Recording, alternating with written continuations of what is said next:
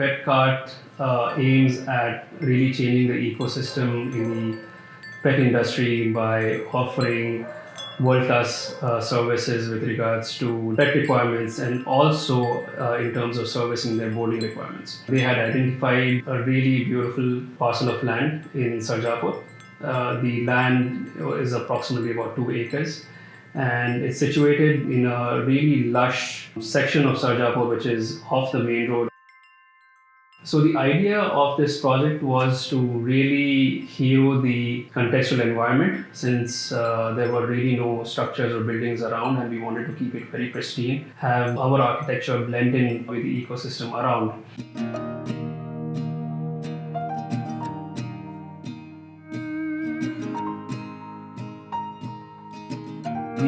The requirements that Shekhar and Elaine had was to create a really world-class facility where they could, board dogs, have play areas, swimming pools for the dogs, spend grooming, and really have an environment which was more of a resort rather than more conventionally, a dog boarding or a pet boarding. And since Petcart was a startup, they had very limited initial seed money to prototype this entire idea and to start it.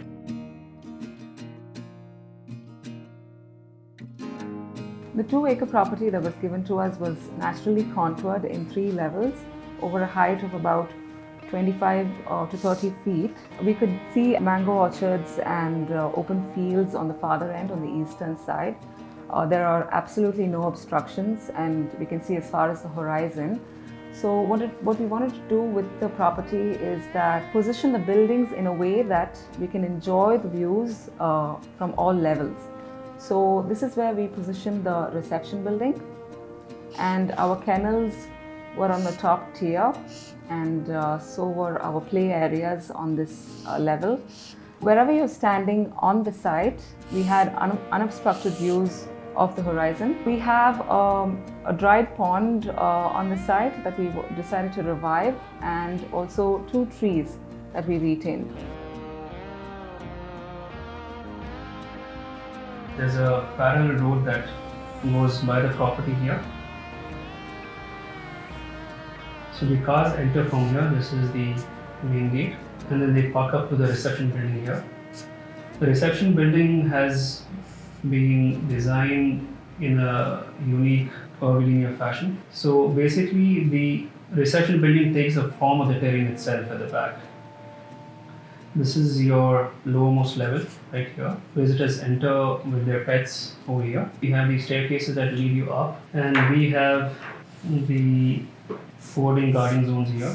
So this is specifically for the pets which are boarded. The pet boarding building has 3 different sizes of kennels. So the smallest ones being here, followed by the medium-sized kennels at the center and the large kennels towards the west.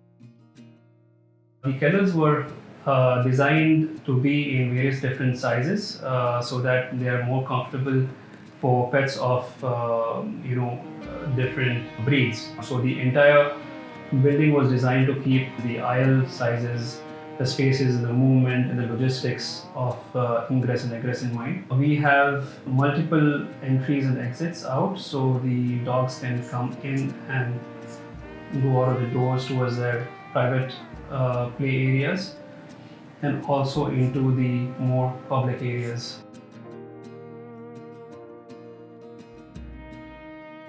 The pool was set at the back right here so that we have showers for the dogs and this entire space right here can be utilized for various activities that the client can set up for their visitors, and the dogs can generally just play around their long that connect with the pool.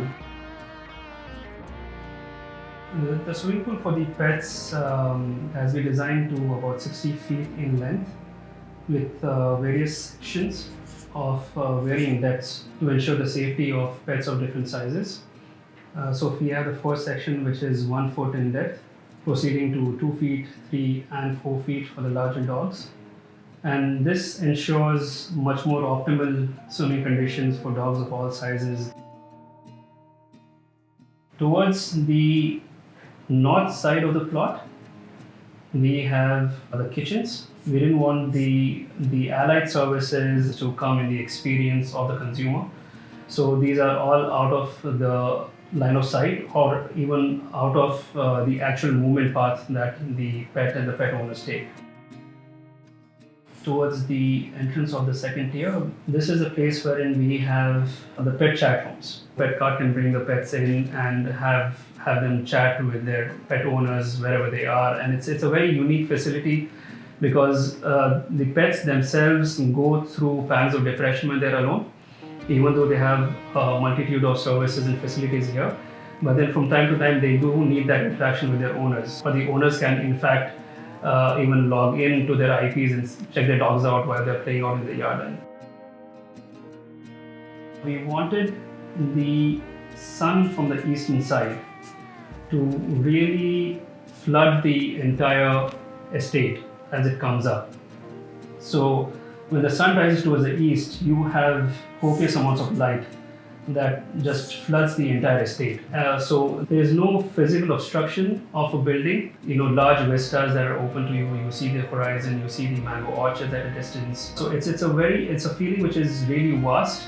Yet it is made intimate and cozy using some excellent landscaping by our landscape architects, the Pinewood Studio.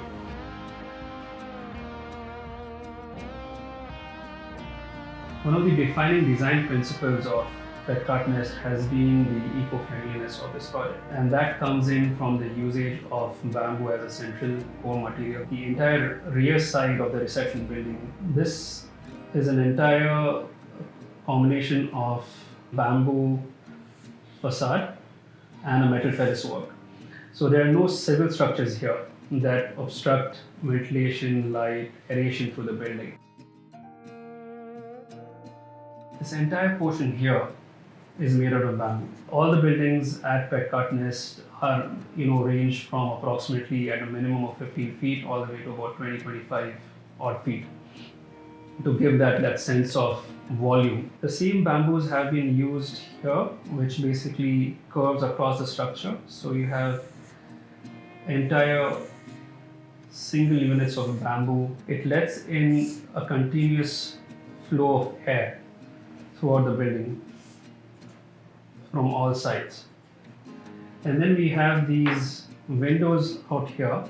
These windows can also be opened to allow for even more aeration as required, but also allows for a lot of sunlight to creep in. There's this amazing dance of light and shadows that happen.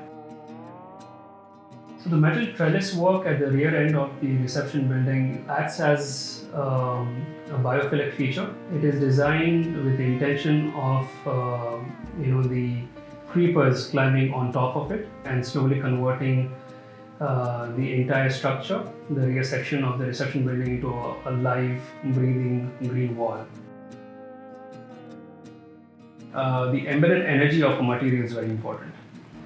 So it's not only the actual material per se that is used, but where is it sourced from, the distance that it has traveled, the modes on which it has traveled. So that material inherently starts accumulating the carbon footprint from the point of inception of the material to the point of deliverance and the execution of it. So in that regard, almost everything to do with this project has been sourced approximately on a 50 to 20 kilometer radius of the project.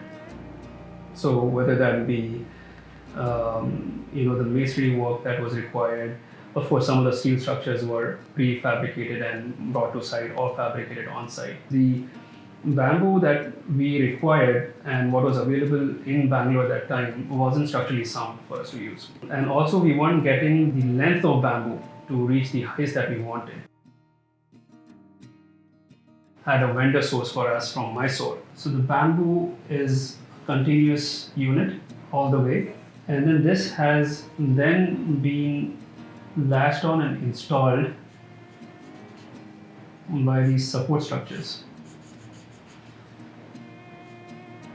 And then these support structures themselves are then welded onto the metal work on the top and the bottom. So the bamboos basically go in a tongue and groove kind of a fashion from both sides in terms of a male and female. Centrally, it's only the bamboo. So there's no metal structure work that was required to hold the bamboo upright.